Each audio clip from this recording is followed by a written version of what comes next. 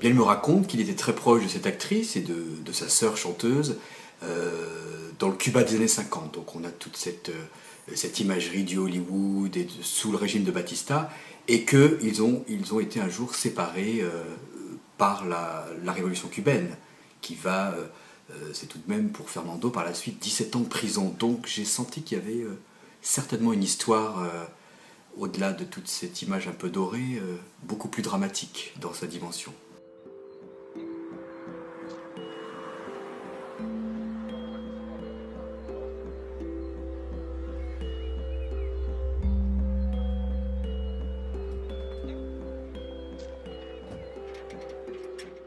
Alors son père est avocat du dictateur Batista, avec entre autres clients des membres influents aussi du gouvernement. Donc Fernando gravite dans ce milieu où tout lui réussit. Il y a quand même une aisance financière. Fernando a très rapidement des ambitions politiques. Il est sur le point aussi de signer un très gros contrat pour investir à Cuba. Il fait ses études à New York. Il gravite dans la jet set. Donc c'est un monde doré pour lui qui va se fissuré le 1er janvier 59 lors de la révolution cubaine.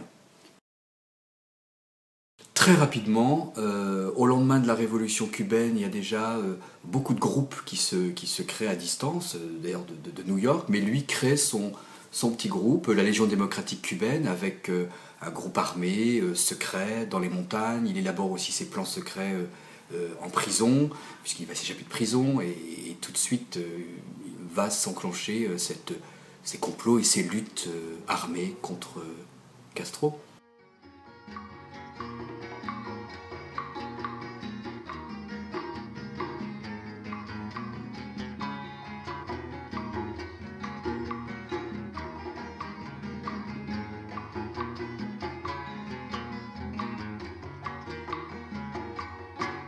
Chaparrita, no llores por tu pancho, que si se va del rancho, otro pancho volverá.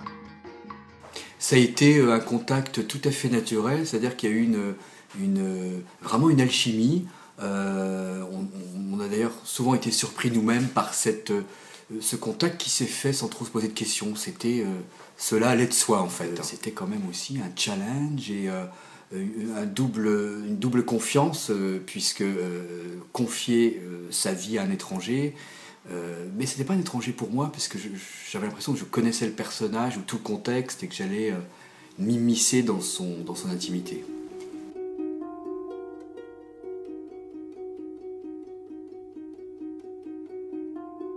Maintenant que le livre est terminé, je vais le rencontrer cet été probablement à Miami, et ça va être l'occasion bien sûr de nombreux échanges et de nombreuses conversations. Vous n'avez pas peur d'être déçu? Je pense pas que je serai déçu, puisque je suis même certain. Son histoire ne m'a pas déçu, elle est allée au-delà de mes espérances. Le personnage, je le connais avec ses qualités et ses défauts. Donc peut-être lui me connaît moins que moi je le connais. Mais non, il y a tellement une sorte d'alchimie, comme je l'ai dit, par téléphone ou par Skype, qui fait que je me fais aucun souci à ce niveau-là.